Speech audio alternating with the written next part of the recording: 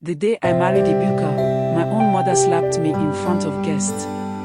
My father spat at my feet and called me a disgrace. They said I chose shame over status because I married a poor mechanic. That night, I walked out of my father's mansion with nothing but a wrapper and my husband's trembling hand in mine. We slept on a mat. We begged for food. But we held each other. 20 years later, I stood at the same mansion's gates, this time, holding the keys. And as my father watched me step in, now as the owner, he wept. Not because he lost the house, but because he realized love had built what pride tried to destroy. I still remember the sting of my father's cane on my back that evening. I, Nneka Okoye, dared to tell Chief Okoye that I loved the poor mechanic named Ebuka. My father, a powerful businessman in Enugu, was furious. "You will not bring shame to my name," he thundered, veins bulging. But I didn't care. Ebuka had nothing, but he treated me like a queen. That night, I was thrown out with nothing but the wrapper around my waist and my heart in pieces. Ebuka didn't even have a bed, just a mat on the floor of his one-room apartment behind his workshop. But the moment he saw me bruised and sobbing, he opened his arms. "My queen," he whispered, holding me tight. We shared one plate of rice that night, no meat. But it was the most peaceful sleep I ever had, because I knew I was home. "One day, I give you the life you deserve," he vowed. I didn't need that promise. His love was already enough. We didn't have much, but we had joy. I sold akara by the roadside, while Ebuka fixed broken-down cars with his bare hands. Some days we made only enough to eat. Other days, we didn't eat at all. People mocked us. Some of my old friends wouldn't even look me in the eye. But at night, we danced. No music, just our hearts beating in rhythm. Ebuka would place his hand on my belly and say, "Our children will laugh in marble halls one day." I laughed with tears, not because I didn't believe him, but because I knew he meant it. One afternoon, a car swerved into Ebuka's small workshop and nearly killed him. The man inside was Chief Obesai, one of Enugu's transport moguls. He stepped out, furious. But instead of anger, Ebuka apologized humbly and offered to fix his car for free.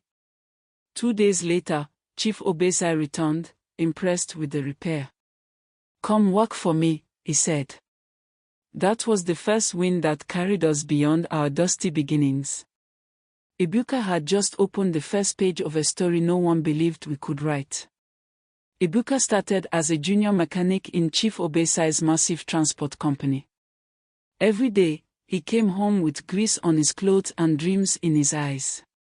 "Chief said I have a sharp mind.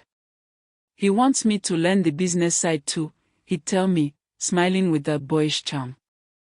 I held his hand and whispered, "I never doubted you, not for a second." I watched the man I married begin to walk in rooms where his name once meant nothing. The world didn't know yet, but Ebuka was rising. We moved from that tiny room to a one-bedroom face me I face you. It had only one window, but to me, it felt like a palace. I decorated every corner with hope, old curtains, plastic flowers, and my hand-sewn pillowcases. Ebuka kissed my forehead every morning before work, whispering, "This is only the beginning." He had started attending night classes in business management.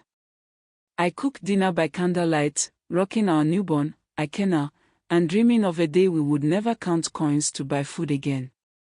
One evening, Ebuka walked in silently, placed an envelope on the table, and just stared at me. I opened it. It was a scholarship to study automotive business in Germany, sponsored by Chief Obesai himself. My heart skipped. "But how can we?" He interrupted me. "We are going to make it. You stay with your cousin in ABA. I'll go, and I'll come back better." That night, I cried, not out of fear, but because I knew my husband was on the path to destiny. And I would wait, no matter how long. Germany was far, but love builds bridges. Ebuka called every Sunday from a call center. I'm learning so much, Nneka, he said one day. I see factories now. Not just tools.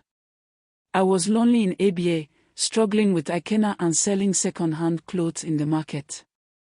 But each time I heard his voice, it gave me strength. I will come back for you. Rich.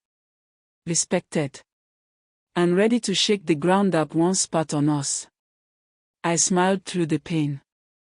Because I believed him. 3 years later, Ebuka returned from Germany. But the man that walked into my cousin's compound was not the same boy who left. He wore a fitted suit, clean-cut, with confident steps that made even strangers turn. I ran into his arms with Ikena by my side. He held us both like he was anchoring his entire world. I kept my promise, he whispered. And truly, he had. He brought back more than education, he returned with clarity, purpose, and access to doors once sealed to men like him. Ebuka didn't waste time. He partnered with a local bank manager and launched his first transport logistics company, Obitech Haulage. We had one second-hand truck, one rented office, and one plastic table. But the passion, that couldn't be measured. I became his secretary, even though I didn't know how to type. We learned together. At night, we mapped out goals on a blackboard in our bedroom. We will compete with the giants, he told me. I believed him, because he had already become one in my eyes. I had just finished arranging client files when the door creaked open, and there he stood. My father. Chief Okoye. Older now, his beard gray, but his eyes still carried that same thunder. I heard your husband is making noise in transport, he said coldly. I came to verify. I stood straight, chin up. You threw me out like a stray dog. But look around, Papa. We built this from dust. He said nothing. Just stared at me like a stranger in my own triumph. 2 weeks later, Chief Okoye invited Ebuka to his mansion. I sat by Ebuka's side, my heart pounding. He offered him a deal, manage the logistics arm of his company. Let the past stay in the past, my father said, sipping palm wine like it didn't stain history. Ebuka looked him straight in the eye and said, I'd rather build something new than patch what broke us. He declined with grace, and for the first time, my father looked at Ebuka not as a poor boy, but as a man. The same banks that once laughed at Ebuka's proposals were now calling to offer loans. He had just won a government contract to manage cargo movement from Port Harcourt to Kano. I sat across from him in our new glass-walled office, tears in my eyes. Can you believe this is real? I whispered. He smiled, not prideful, but humbled. This is only grace, Nneka. God did this. In that moment, I knew we were no longer surviving. We were thriving. One evening, Ebuka parked outside my father's mansion. We just sat there in silence, watching the gate. That house, I whispered, was the scene of my shame. Ebuka didn't respond. He simply reached for my hand.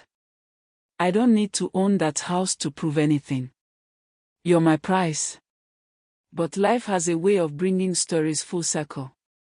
We didn't know it then, but soon, the very house that rejected us would wear our name on its gate. Just as things were going well, disaster struck. A major accident involving one of our trucks led to lawsuits, bad press, and frozen accounts. For months, we bled financially. I saw Ebuka almost break, but he didn't. We sold our cars, moved into a smaller house, and downsized the company. We didn't start with comfort, he told me one night, and we won't die because of its loss. I loved him more in our lack than in our luxury. One morning, I went to visit my parents after many years, and what I saw shook me. An auction notice had been pasted on the gates of my father's mansion. He had lost everything. Failed investments, political scandals, debts. Neighbors whispered. My heart sank, not with joy, but with sorrow. That night, I told Ebuka. He simply nodded. If it ever goes up for sale, he said gently, buy it for me. As a gift, to you. I didn't know if I should cry or smile. The mansion was officially listed for auction. I sat quietly beside Ebuka as the bidding began. Among the wealthy men in the room, some laughed when they saw us. They still remembered the boy who fixed tires in their garages. But they didn't know what Ebuka had become. When he raised his hand and named our final offer, the room fell silent. Sold. We had just bought the house where I was once beaten, insulted, and cast out. But we didn't buy it for revenge. We bought it as a memory, and a monument of grace. I stood in front of the gate again, this time holding the keys in my own hands. The same gate I once ran from in tears now opened to receive me with respect. The house looked tired, broken even, but in my eyes, it had never looked more beautiful. Ebuka squeezed my hand and said, let's fill these walls with new memories. We didn't just walk in, we reclaimed dignity. That gate had witnessed pain. Now, it would witness healing. We began to renovate, room by room, memory by memory. The guest room where I once hid my tears became Ikena's music studio. The kitchen where my mother once cursed me was remodeled by the same daughter she cast out. Every nail, every coat of paint was more than construction, it was redemption. People came by to admire. Some to gossip. But all left knowing, this house had changed owners, not just in name, but in legacy. One afternoon, I heard a soft knock. I opened the door, and there stood my mother. She looked older, frail, dressed in a simple wrapper and scarf. I heard you bought the house, she whispered, eyes trembling. I said nothing. Just stepped aside and let her in. She looked around and broke into tears. I'm sorry, Nneka. I should have stood by you. I hugged her. Let's not relive the pain, Mama. Let's enjoy the healing. And just like that, we began again, this time as women who finally understood each other. We hosted a small dinner that evening. Just family. Just peace. My father came too, his step slower, his voice softer. He sat across from Ebuka, and for the first time, there was no pride between them. Only silence, and eventually, a quiet thank you, son. Ebuka nodded. Not out of arrogance, but respect. It wasn't an apology. But it was enough. As we ate together, I realized forgiveness isn't weakness. It's strength in disguise. A documentary team heard our story and asked to film us. At first, I was shy. What if they think we're bragging? I asked Ebuka. He replied, we are not showing off riches, we are showing what grace can build. As the cameras rolled, I told our journey.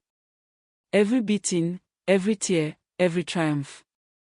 When I finished, even the cameraman wiped his eyes.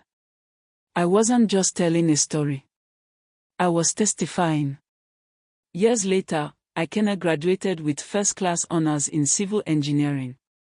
As he stepped on stage, wearing his gown and cap, the audience clapped, but my heart thundered louder. I saw a boy born in hardship, now walking boldly into destiny.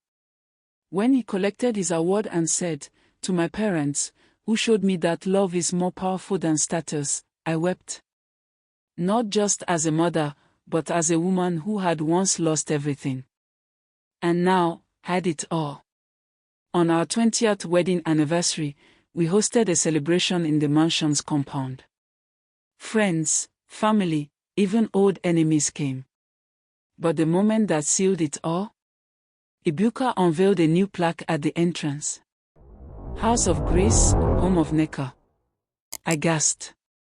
This house had once broken me. Now, it bore my name. I turned to him, speechless. He whispered, "You are the reason I became more than a mechanic." And just like that, my story came full circle. At the anniversary party, I noticed an older woman among the catering staff. She stared at me for a long time, then came closer. "Auntie Nneka, it's me. Ngozi." I blinked, then gasped.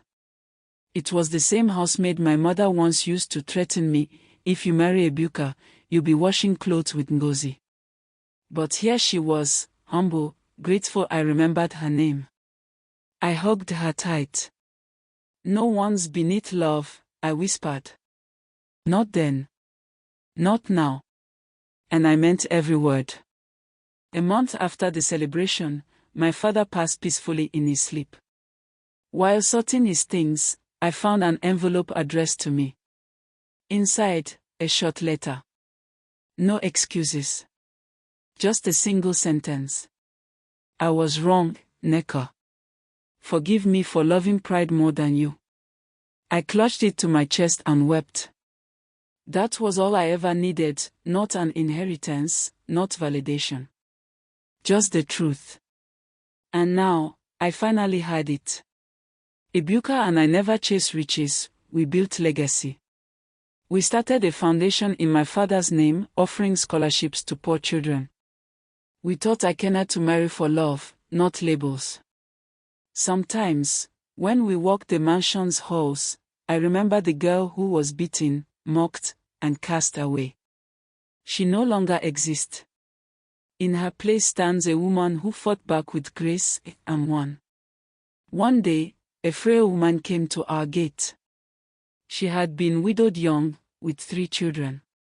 She whispered, "They said you help women like me." I remembered the hunger, the shame, the long nights Ebuka and I endured. I brought her in, gave her food, a job, and dignity. Because love that stops with us isn't love, it's privilege. And I promised God that if we ever got out, I'd reach back for others. So I did. One evening, I heard a knock and opened the gate to find a young couple, poor, scared, but holding each other like the world had turned its back on them. The girl's face reminded me of mine 20 years ago. They had been thrown out for choosing love over wealth. I didn't hesitate. I brought them inside. Fed them.